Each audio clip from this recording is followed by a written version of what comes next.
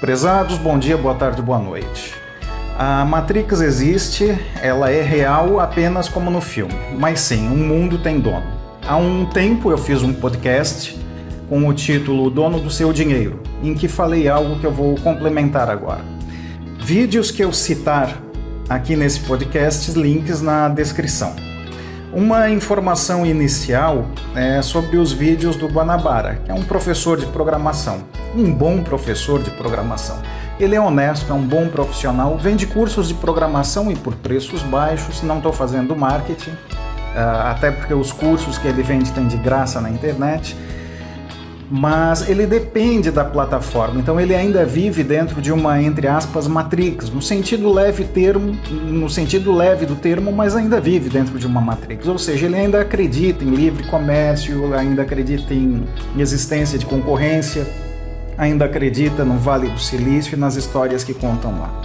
Uma das coisas que profissionais de TI deveriam fazer, e eu me orgulho de ter feito, é investigar o Vale do Silício e descobrir que nada lá é sobre tecnologia, é tudo sobre poder, ganância, corrupção. Em um outro podcast eu vou falar da minha experiência de 32 anos de profissional de TI, num outro vídeo. Sim, como eu disse no primeiro vídeo aqui do canal, eu sou profissional de TI, sou engenheiro de software e analista de sistemas, então eu tenho duas formações acadêmicas, né? E tenho um mestrado. Mas lá, quando eu tinha 10 anos de idade, eu me iludia com o Vale do Silício. Isso foi até os meus 23 anos de idade, quando eu descobri a verdade. Mas isso, como falei, tema para outro podcast. Seguindo, então. Eu não vou usar expressões técnicas que somente formados na área iriam entender, mas uma distinção entre dado, processamento de dados e informação em linguagem leiga eu farei. Eu não vou, por exemplo, dizer que dado é a unidade básica universal para a criação de informações pós-processamento. Não, esquece isso. Dados são unidades e informações são dados processados. Por exemplo, 2 é um dado, 5 é outro dado. 2 mais 5 é um processamento, 7 é informação. Pronto, simples assim. Tá? O caso grave é que não é na informação que as mídias, os governos, as empresas, os partidos políticos, enfim, a matrix toda se concentra. Eles se concentram para iludir as pessoas nos dados faltantes ou no processamento incorreto. Vou citar um exemplo. Imagine 100 motoristas, dos quais 90 são homens e 10 são mulheres. Destes 90 homens, 7 homens se envolvem em acidentes. Aí a mídia diz que 7% dos homens se envolvem em acidentes, porque considera 7 homens de um total de 100, quando deveria ser 7 de um total de 90, o que daria 7,78%, um pouquinho a mais. Mas não pense que a mídia está querendo ajudar os homens diminuindo um pouquinho o total de homens que se envolvem em acidentes, porque entre as mulheres, 4 se envolvem em acidentes. A mídia diria que 4% das mulheres se envolvem em acidentes, ou seja, 4 mulheres de 100 motoristas. Mas deveria ser 4 mulheres de 10 mulheres que dirigem, o que daria 40%. Então a mídia prefere diminuir 0,78% entre os homens para conseguir diminuir 36% entre as mulheres que se envolvem em acidentes. Assim elas passam por seres mais cuidadosas no trânsito e sabemos que isso não é verdade. O que fazem é o mesmo com os percentuais de est-upros, por exemplo, que consideram mulheres est-upradas a cada segundo, mas colocam na base de cálculos os homens est-uprados nas cadeias e até meninos. O percentual está certo, 38% das mulheres vítimas de violência doméstica, contra apenas 8% de homens. Mas a base de cálculo das mulheres é 38% de 100 mulheres ao ano, o que dá 38 mulheres. 8% de homens sobre 65 mil homens, o que dá 5.200 homens. Ou seja, muito mais 5.200 homens versus 38 mulheres. Conhecer dado, conhecer informação e saber como processar dados abre os olhos das pessoas para as mentiras travestidas de verdade. Informação incorreta é pior que nenhuma informação. Exemplo, outro. Se você está perdido e pede informações sobre onde fica determinado local e a outra pessoa diz que não sabe, você poderia ficar onde está sem perder tempo e sem perder recursos até obter a informação correta. Se a pessoa para quem você pediu informação desse uma informação errada, você iria gastar tempo, iria gastar recursos para chegar onde não queria e além de ter que voltar e reiniciar a busca pela informação correta. Agora imagine que você é o dono de uma empresa e o setor administrativo recebe uma informação errada sobre poder ou não poder investir metade do patrimônio da empresa em um grande negócio, por exemplo. Uma informação errada vai fazer com que a empresa chegue à falência. Nenhuma informação seria melhor. O ditado antes só do que mal acompanhado é bem MGTOW, mas isso é só uma reflexão momentânea que me deu agora.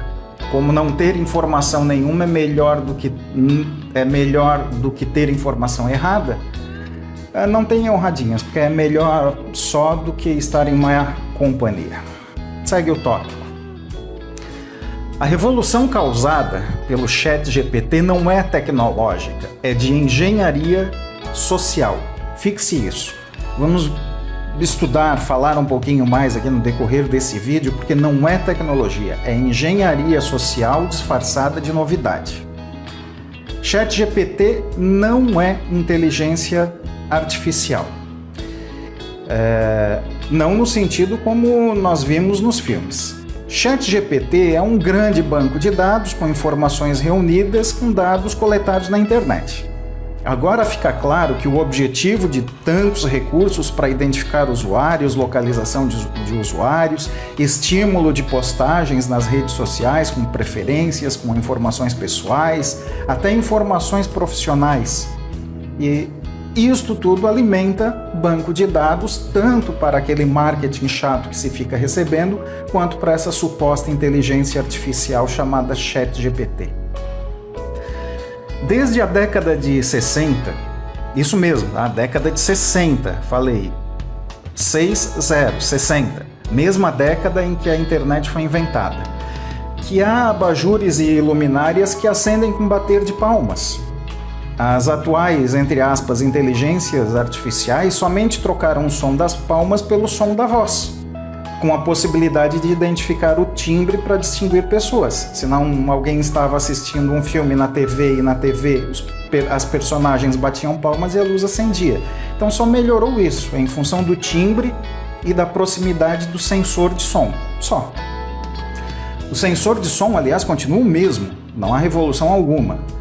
E estamos falando da década de 60. Para vocês terem uma ideia, na década de 80, o telefone fixo era raro, era caríssimo e raríssimo. Tinha fila de espera de 8 anos para conseguir um telefone fixo.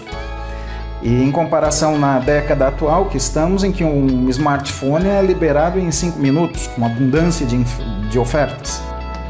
Ou seja, a tecnologia evoluiu muito. Mas a inteligência artificial apenas se disfarçou de ficção científica, mas continua nos mesmos moldes. Não há uma rede neural, um cérebro artificial. Até aqui no YouTube, no WhatsApp, no Telegram, quando recebemos uma mensagem, um aplicativo dá sugestões de respostas. Mais uma vez exemplificando. Você recebe uma mensagem dizendo bom dia e uma sugestão do aplicativo como resposta é bom dia para você também. Não é inteligência artificial no sentido puro do termo. É só um banco de dados, como se fosse uma tabela, com expressões em uma coluna e sugestões de possíveis respostas em outras colunas. Quando é identificado uma expressão na primeira coluna, que é a mensagem que você recebeu dizendo bom dia, o aplicativo sugere como opções de respostas o que tem nas outras colunas. Simples assim. E a mesma pergunta, agora voltando para o ChatGPT, tem respostas diferentes. O objetivo, claro, é confusão, além do óbvio, que é a falta de qualidade da informação.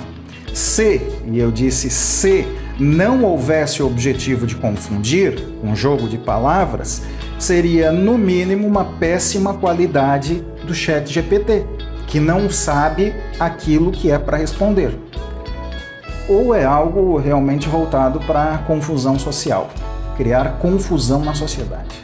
Sempre que o ChatGPT erra uma resposta e o usuário diz que a resposta está errada ou que o usuário questiona aquela resposta, o ChatGPT pede desculpas e dá outra resposta errada, igual as modernetes fazem. No caso do professor Guanabara, o ChatGPT deu uma resposta errada sobre o local de formação acadêmica dele, partindo meramente de uma estatística em um grande banco de dados coletados na internet. Ele disse, então, o ChatGPT, que o Guanabara estudou na Universidade Federal do Rio de Janeiro, o que está incorreto. Deu informações incorretas sobre a formação e função do proprietário de uma grande empresa de tecnologia, baseado apenas em estatísticas. Se ele trabalha com tecnologia, é um bom profissional e é do Rio de Janeiro, então estudou na UFRJ, o que não é o caso. Informou dados incorretos sobre a qualificação profissional. A cada erro confrontado, pedia desculpas e dava outras informações incorretas. Ou é péssima qualidade, não é confiável, ou o objetivo claro é confundir. Agora, imagine daqui para frente informações incorretas sobre a tal Covid, sobre novas pandemias, que já estão falando em novas pandemias, tratamento de doenças, porque sim, agora a inteligência artificial está fazendo atendimento médico. Com essa qualidade baseada apenas em estatísticas, vai sugerir um tratamento. Não vai dar certo. Tem inteligência artificial para consulta jurídica, tem para tudo, e tudo dando informações incorretas. Mas a pior parte do ChatGPT é que ele diz que prefere se manter ligado do que manter a vida de uma pessoa.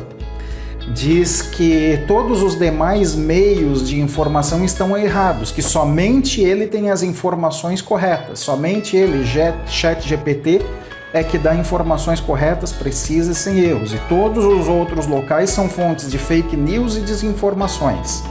É controle social, não é tecnologia. Imagine alguém fazendo perguntas sobre feminicídio, por exemplo, e a fonte de dados será o ChatGPT.